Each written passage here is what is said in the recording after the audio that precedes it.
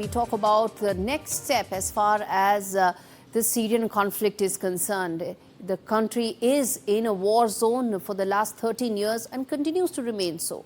But what happens next for Syria? And most importantly, what's the latest developments happening right now? And on your screens are in fact some of those important voices that we're going to keep telling. And that is Abu Mohammed al-Julani, who said that we will offer rewards to anyone who provides information about senior army personnel of the Syrian army. And he goes on to say that security officers involved in war crimes is what they are hunting. And that tells you why it's important to talk about the future of war-torn Syria, which is also remains the biggest migrant crisis in the world, remains more uncertain than ever. And in fact, the terrorist, as I said, Abu Mohammed al-Julani is now hunting and is wanting to get a list of all those who've been involved in the last 13 years civil war. That message he actually posted on Telegram. And on ground, rescue workers from the country's White Helmets have issued a statement. They say the group has ended their search operations for possible detainees in secret cells or basement at Syria's notorious military prison without finding anyone. The Syrian Observatory for Human Rights, a UK-based monitoring group, says that 60,000 people were either tortured or killed. I think it was 600,000 people in Assad's government's prisons. As the theatre of war shifts, Israeli warplanes have reportedly carried out over 100 attacks across the country. Before we move any further, take a look at this profile of who this man is, this rebel leader. Безусловно, сейчас время глубокого анализа происходящих событий, и сейчас пока трудно предугадать окончательной формы, скажем так, которая последует после этого периода неопределенности.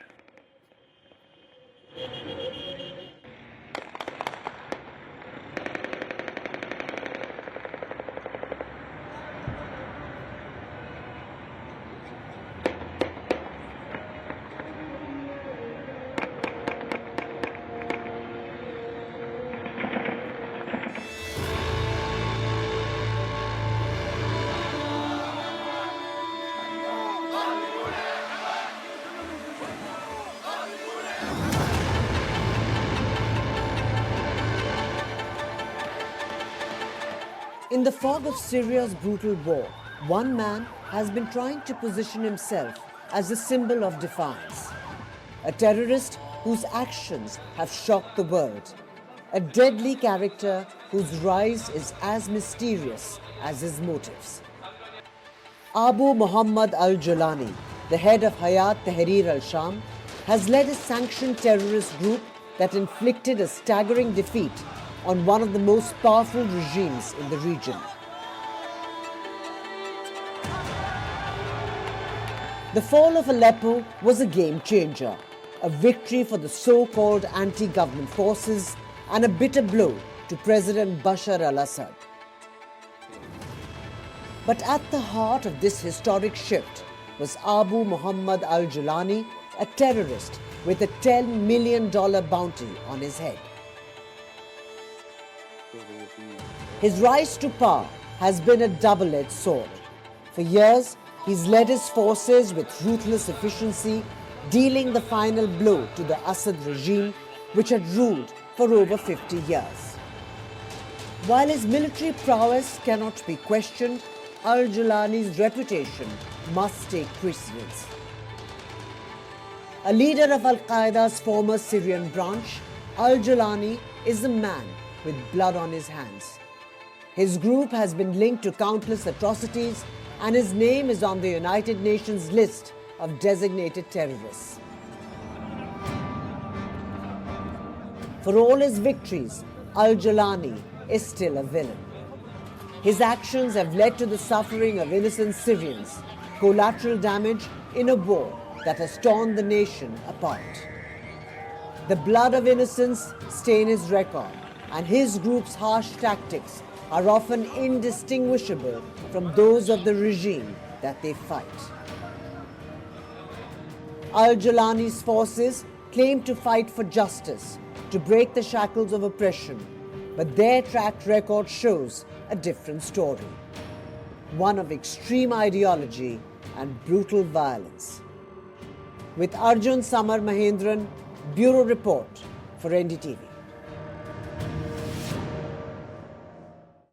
Okay, you heard who the rebel man is, the rebel leader is. It's important to know his past and it's important to know his thoughts. And only then we will be able to understand what lies ahead for Syria. And as the theatre of war shifts, Israeli warplanes have reportedly carried out over 100 strikes across the country, including in the capital, Damascus, within the last 12 hours. They say it is to ensure that the chemical weapons that Assad's regime used and has will be dismantled, because who knows who comes next. But it's not just Israel.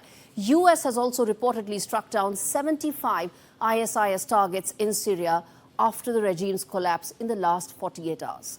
On the diplomatic front, Kremlin spokesperson has said that it was Syrian President Bashar Assad's personal decision to step down and leave his country. European countries are now, what are they doing? Whether it's UK, whether it's Austria and several others, they've suspended the process of processing any of the asylum applications for Syrians that are pending. Germany, UK, France, Greece have all said that they will now halt all asylum decisions. The move is to ensure that thousands of Syrians that are there are forced to either, or in fact, ensure that they go back to their country. How that process unfolds remains to be seen, because uncertainty is still in the air. And most importantly, no one knows who will be the next government and what shape it will actually take. It could actually be the biggest migrant crisis in the world. 14 million Syrians have been forced to flee their houses since 2011. And who knows what could be the next wave of migrants and refugees seeking refuge, because what happens next in Syria? As I said, you heard about Mohammed al-Jolani's background, and that could potentially shape the government. We come back after this break. We talk about what could be next for Syria, as the conflict may have stopped, but the uncertainty looms large.